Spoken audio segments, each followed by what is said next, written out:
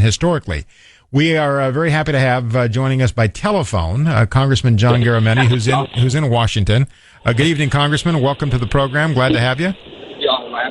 Good to be with you. Hey, let me get your thoughts. What did you think of the president? And I don't know if you had a chance to hear Governor Haley's remarks thereafter.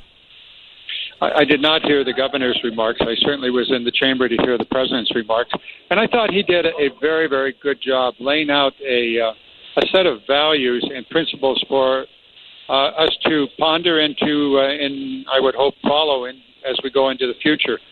Some of it was about things that we need to do in the coming year, and there's certainly a long list of that. But more so, he spoke to the values of what this country is and what we can be if we hold to those long-held American values of, hard work, entrepreneurship, and tolerance. Let me ask you. I've known you a long time, and I appreciate you joining the program this evening. But as I look at what those things about which I'm concerned tonight, I know not everybody has the same concerns, but I have very, very real, serious concerns about the state of the homeland when you see evidence of what seems to be a growing Islamic State, ISIS, and the increased violence in this country. You have cases such as San Bernardino, and then, of course, Philadelphia, where it's one guy, apparently. Nonetheless, it's a very real concern. How much does that bother you? How much time do you spend thinking about that as you go about your role? Well, let's see. We started at 8 o'clock this morning with a briefing at the Pentagon with the Secretary of the Air Force and the top command of the Air Force. That went till 10 o'clock, followed by two other, in total, let's say 7.5 hours today dealing with national security issues of all kinds, including cybersecurity, as well as the Islamic State. Spent an hour working in a small group of about 15, 20 members of Congress with the King of Jordan, listening to him and working with him on the issues of how to deal with ISIS. And I should think that the King of Jordan and his foreign minister and top military advisors, it was extremely important. So do I spend time on it?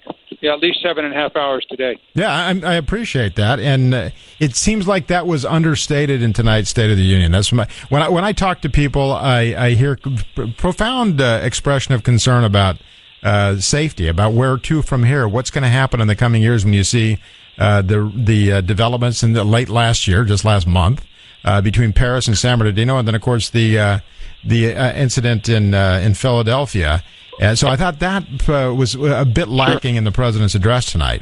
I also sense... Well, actually, he did speak very directly to the issue of domestic terrorism, and while we may disagree with the tactics, the fact that he hit upon very clearly is that ISIS, and he spent a lot of time talking about ISIS tonight, and he hit it very hard that ISIS is a major threat to us in this nation. It's not going to. It's not the kind of threat that could, in one way or another, end the America. But it clearly is a threat to our public safety, and he did deal with it. In fact, he probably spent the single longest part of his speech to that issue, and he did it in a way that I think covered it pretty well. Yeah, I'm holding a copy of the speech, and I see it respectfully differently. Nonetheless, I think that is a cause of substantial concern on the part of the public. I also think that it's absolutely true. The public is concerned, and the kind of things that I was working on today deal very, very directly with those concerns. And a lot of what we talked about today was the cyber issues. How do we use our technology to thwart the ability of ISIS to get its message out, also to understand their communication systems, know where they are.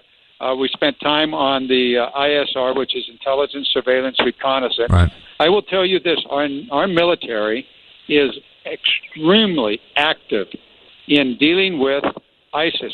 You don't see it kinetically on the ground, although there's been over 10,000 bombing runs in the last 16 months, and we don't cover that all the time.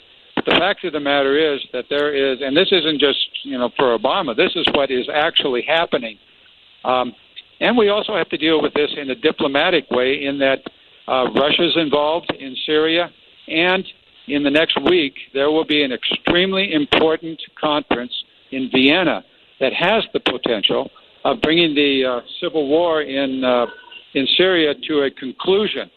If that happens, then the refugee issue will be able to be dealt with, and ISIS will be more isolated.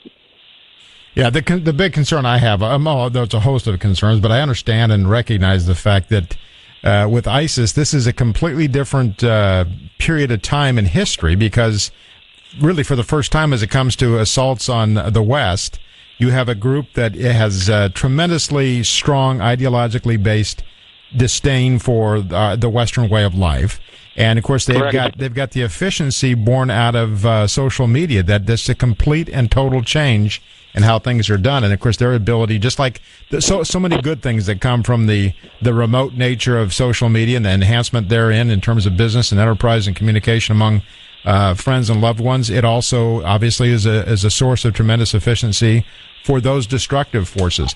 Let me ask you about the economy, because Sure. the president, I thought, put a very, very positive appearance on the economy, and quite honestly, just very candidly, I study this pretty thoroughly, and I just don't see it the same way. I see underemployment and unemployment as still a major problem. I see an economy that's very, very shaky in terms of sustainability. And I don't blame this all on the president. In fact, I thought Governor Haley did a nice job of saying, hey, there's plenty of blame to go around, but let's be candid about where we are.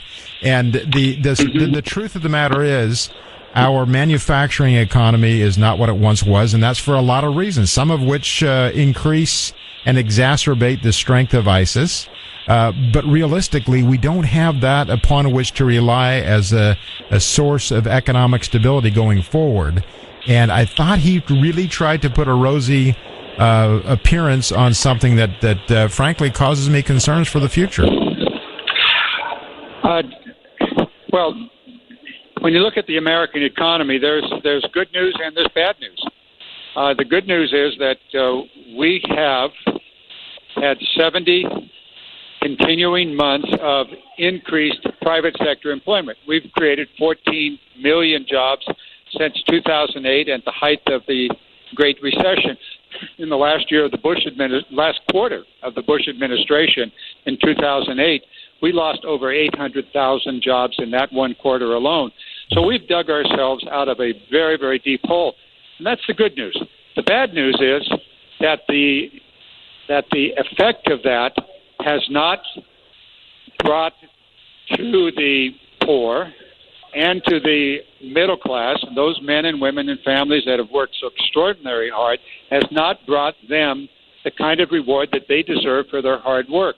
And basically, those to middle class and the lower income jobs have stalled out, not in numbers, but in terms of economic growth. And that is a very, very real problem, and we have to address that. I agree. Part of that comes from and you mentioned the manufacturing issue.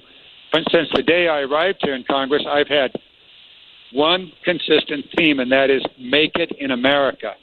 And this is where I differ with the president on his Trans-Pacific Partnership. The trade deal that he has is going to, in my view, continue to hollow out the American manufacturing sector, put our manufacturing sector up against Vietnam at $1 an hour or $1 a day.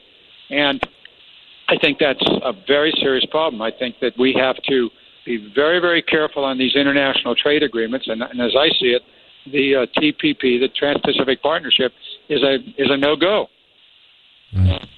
Well, as always, Congressman, I appreciate your time, and it's always good to chat with you. And we may not see things exactly the same. Nonetheless, it's good to have you on the program occasionally, and I wish you all the best. I know it's late in Washington, so I wish you a good evening, sir, and we'll chat sometime soon in the future. I'll look forward to it. Thank you so very much. Bye-bye. Appreciate it.